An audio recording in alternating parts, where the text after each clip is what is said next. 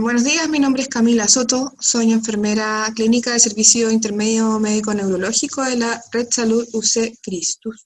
Y ahora vamos a hablar de las generalidades de la oxigenoterapia.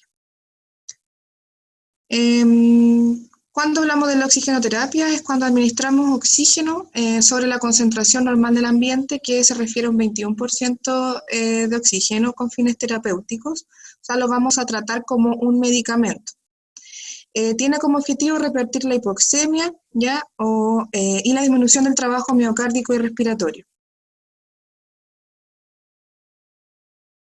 ¿A qué nos referimos con el 21%? Es que la composición del aire corresponde a un porcentaje de lo que es este gas en el total del aire, siendo un 21%, y de ahí nos vamos a referir a la fracción inspirada de oxígeno, que corresponde a ambiental o al 21%. ¿Por qué necesitamos aumentar la concentración de oxígeno o administramos oxígeno directamente? Que al aumentar la concentración, la proporción del oxígeno inspirado, aumentamos el gradiente de concentración alveolar arterial. Por lo tanto, se va a favorecer el paso desde el territorio alveolar al capilar por la difusión, ya mayor concentración en el alveolo. ¿Ya? Y de esta manera, al normalizar la presión arterial de oxígeno, se reduce esta estimulación de los quimiorreceptores, que nos va a disminuir por consiguiente el trabajo respiratorio, lo que estemos haciendo eh, eh, para complementar este déficit.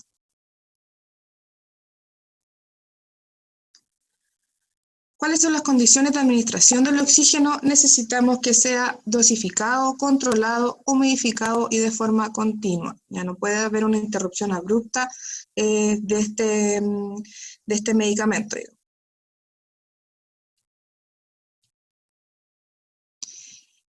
Cuando hablamos de hipoxia hipoxémica, la hipoxia es la reducción de la oxigenación a nivel tisular, ¿ya? Y la hipoxemia a nivel arterial, ya nos baja la presión de oxígeno a nivel de arteria.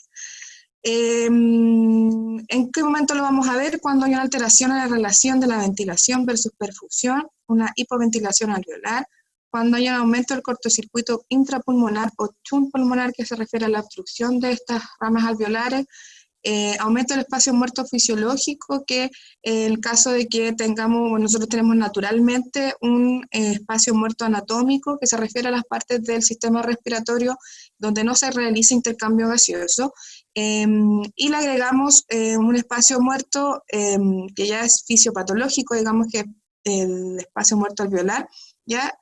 Y ahí vamos a tener nuestro espacio muerto fisiológico. Y cuando tenemos trastorno de difusión.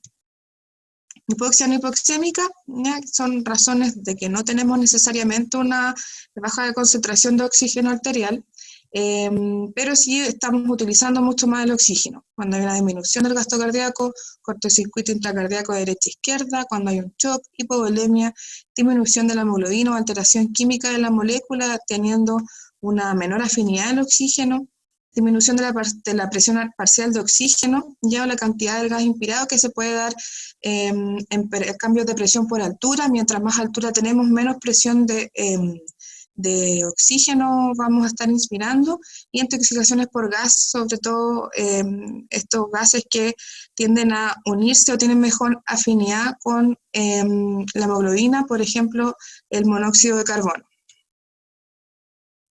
Y aquí donde nuestra valoración como enfermeros y enfermeras es súper importante, es un factor clave, porque nosotros tenemos un seguimiento de los pacientes de forma continua, por lo tanto vamos a detectar de forma precoz ciertos cambios, y ahí es donde tenemos que estar súper atentos. Vamos a evaluar signos de hipoxia, alteración del patrón respiratorio, cambios conductuales o estado mental alterados, que son signos del deterioro temprano del intercambio gaseoso, y ya poco más avanzado con cianosis periférico central. Tenemos una dinámica más o menos de lo que podemos llegar a ver. Es por eso que la evaluación que tenemos que hacer por sistema es súper importante.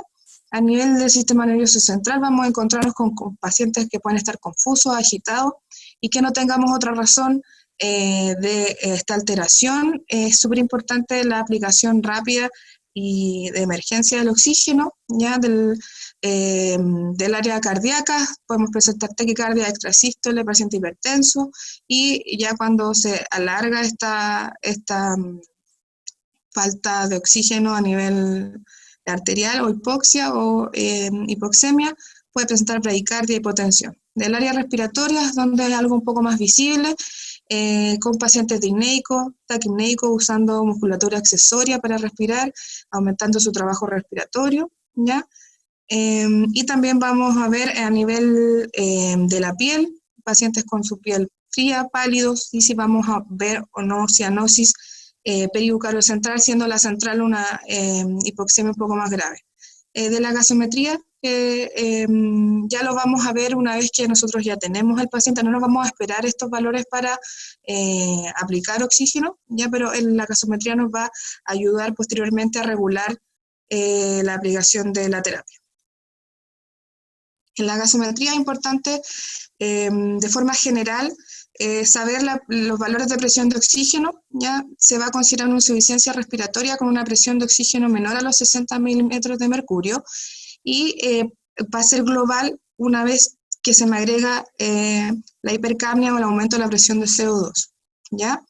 Importante saber esta información porque una vez que yo tengo acá al lado derecho donde se ve este esquema, la hemoglobina va a perder afinidad de forma abrupta una vez que yo tengo una presión parcial de oxígeno menor a los 60 o 50 milímetros de mercurio. Entonces la gravedad del paciente va a ser mucho más importante. Consideraciones importantes a la hora de utilizar el oxígeno como terapia y qué vamos a usar y qué flujo le vamos a dar a nuestro paciente. Vamos a considerar ciertos factores, ¿ya? La edad es importante porque la hipoxemia no es sinónimo de insuficiencia respiratoria per se.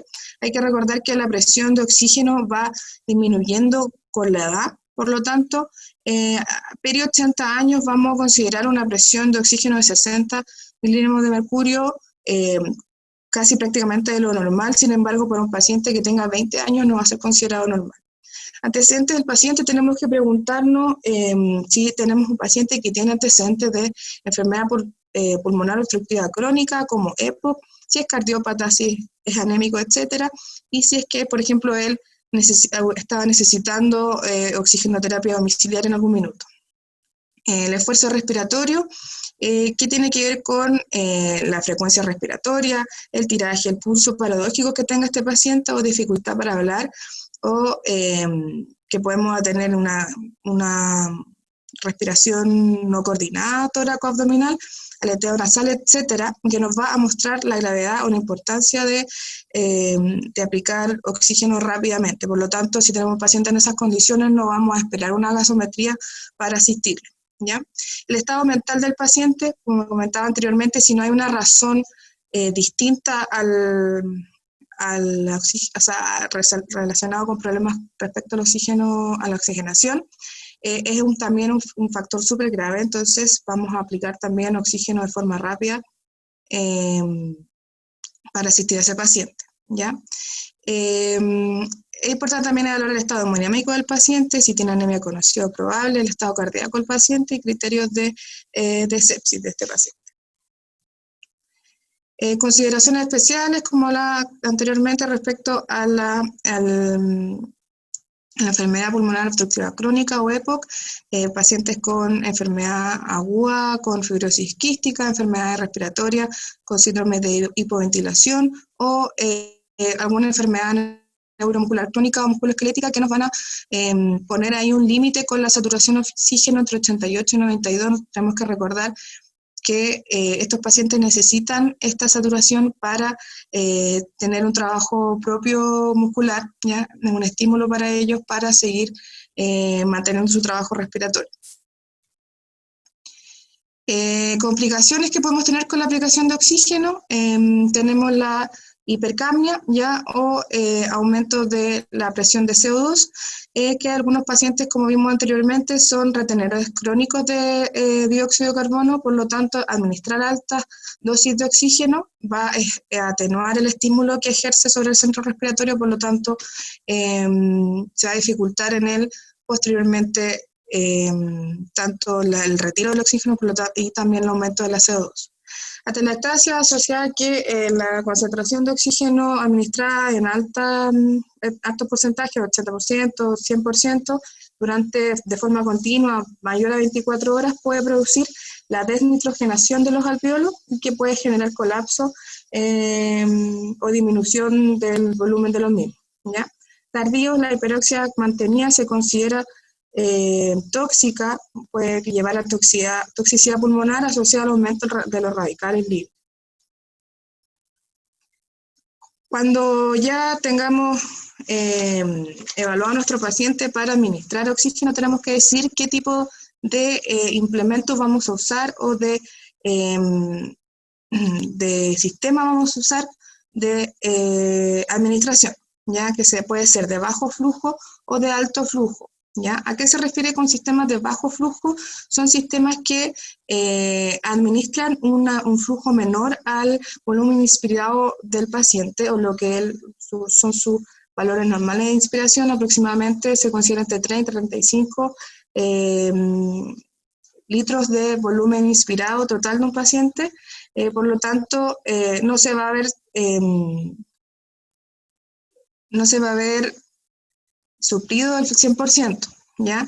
Por ejemplo, tenemos acá nosotros las cánulas nasales o bigoteras, que administran un flujo entre 4 a 5 litros por minuto y nos va a ayudar a llegar aproximadamente a una fracción de inspirado oxígeno al 40% máximo, ¿ya? Se aconseja que la utilización de la cánula no sea utilizada en valores mayores de 4 o 5 litros porque producen sequedad, irritación de las fosas nasales, y a pesar de que sigamos subiendo el oxígeno en estos dispositivos, no vamos a tener una concentración de oxígeno inspirado mayor. Las mascarillas simples, que son estos dispositivos de plástico, ¿ya? Que con una cinta elástica y tienen una tira metálica en la zona del tabique para adaptar, cubren completamente la boca y la nariz, ¿ya? Esto, por lo tanto, tiene cierta rechazo de pacientes que pueden tener claustrofobia, ¿ya? Y pueden ser reemplazables según el porcentaje de oxígeno o flujo que estemos usando, para usar la naricera en caso de que el paciente necesite movilizarse o comer o realizar otras actividades. Tenemos las mascarillas con reservorio, ya que las mascarillas con reservorio tenemos inspirando, además del flujo desde la central de oxígeno, que es un flujo que ya viene al 100%, además reutilizamos el oxígeno que está en esta bolsita que se ve aquí a mano derecha, que lo llamamos reservorio, ¿ya? Porque va a reservar el oxígeno, y por lo tanto vamos a inspirar el oxígeno desde la central de oxígeno más este reservorio de oxígeno en el dispositivo, ¿ya? Hay dos sistemas, un sistema con reinhalación parcial y otro de no reinhalación, en el que en el de reinhalación parcial el aire exhalado, el CO2 exhalado, se reinhala en el fondo porque vuelve, digamos, a la bolsa de reservorio, porque hay una válvula de salida bidireccional, entra y sale en el fondo aire ambiente. En el de no reinhalación tenemos un sistema unidireccional donde hay tenemos unos dispositivos de silicona que nos van a ayudar a que salga el aire y el CO2 inspirado sin tener una reinhalación, digamos. Ya se cubre. Esto nos va a ayudar a tener concentraciones mayores que la de reinhalación parcial, siendo numéricamente hablando, cada silicona nos va a poder asistir hasta un 100% relativamente, porque no es del todo así, no es algo que se pueda manejar, pero aproximadamente cada una nos va a dar un 75% y un 50% si voy retirando la una, digamos.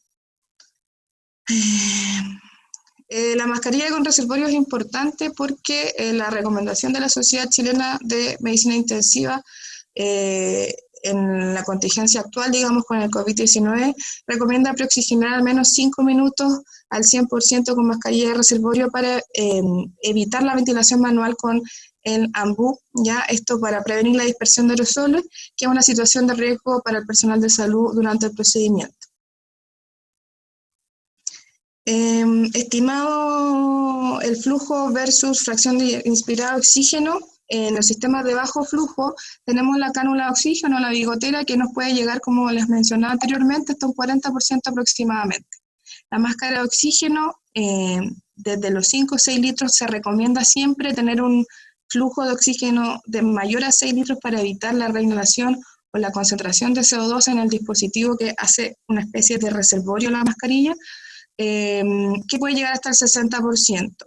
La mascarilla de oxígeno con reservorio, con bolsa de reservorio reinhalatoria, hasta un 80%, y bolsa no reinhalatoria, hasta un 99% estimado. Los sistemas de bajo flujo no se puede asegurar el porcentaje de la fracción inspirada de oxígeno, dado que tiene otros componentes que influyen en la asistencia total, digamos, tanto la frecuencia respiratoria, conciencia del paciente, etc.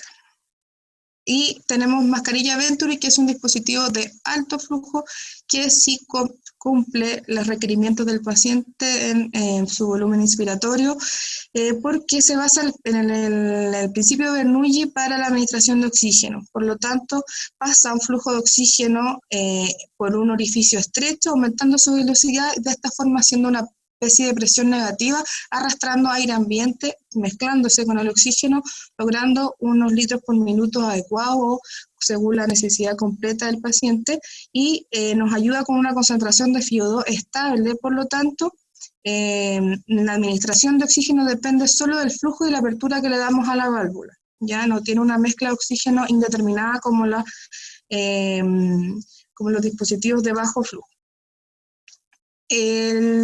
Acá vemos el principio de Bernoulli aplicado. Tenemos la entrada de oxígeno por litros y la mezcla de aire, que está en una FiO del 21%, y determina según cómo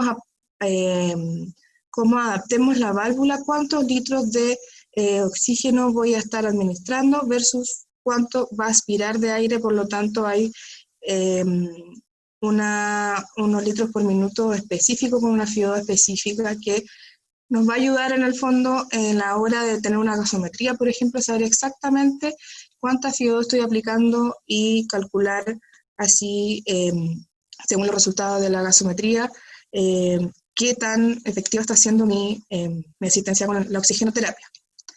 De alto flujo, que sería el dispositivo verde, la válvula verde que vemos en el ejemplo anterior, y el de alto flujo, el blanco, que nos va a llegar al máximo el sistema Venturi llega a un 50%, que ahí tenemos un tope respecto a la mascarilla con reservorio, por ejemplo, que no sabemos exactamente el porcentaje total, pero sí sabemos que podemos llegar solo al 50% de oxígeno en nuestra oxigenoterapia. Complicaciones que ya había mencionado antes también, además de la hipercamia y la atelectasia, más efectos como la hiperoxia con el aumento de radicales libres, tenemos también efectos físicos en el estado de la piel, ya zonas de apoyo importantes, proteger las zonas de apoyo del paciente, ya, y estar atento a los signos de retención de CO2, ya, de presión respiratoria, atelectasia e infecciones. Cuidados de enfermería en la oxigenoterapia, manejar la oxigenoterapia como un medicamento, consignando los 10 correctos. Tenemos que saber la dosis de nuestro paciente, sea específicamente la persona que tenemos que tratar, ¿ya? Etcétera, dentro de los 10 correctos. Elegir equipo según la necesidad del paciente y su estado clínico y según la indicación médica. El oxígeno es indicación médica como cualquier otro medicamento, ¿ya? Pero es importante saber de nuestra parte de enfermería la implicancia, la rapidez de acción con esta terapia, que puede ser muy deleterio para el paciente esperar, digamos, administrar la terapia. Proteger la piel de la zona de fijación con prevención para la prevención de las úlceras por presión. Valorar el estado clínico en forma frecuente, priorizando los aspectos respiratorios. Valorar la presencia de secreciones y sus características. Mantener la vía de administración permeables. Realizar registro de enfermería en relación al estado clínico del paciente y las modificaciones del FiO2 y el flujo, ¿ya?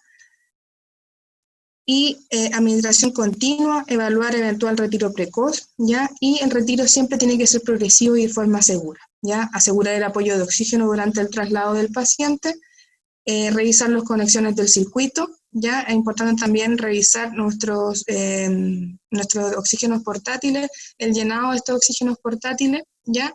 Y que asegurarnos de que durante el traslado, durante algún procedimiento de examen, el paciente va a tener este apoyo de oxígeno. Controlar el flujo, observar el burbujeo del frasco humidificador, siempre con volúmenes que, según la literatura, tienen que ser sobre 4 o 6 litros. Siempre voy a necesitar el humidificador o el agua bidestilada que vamos a estar utilizando como frasco humidificador.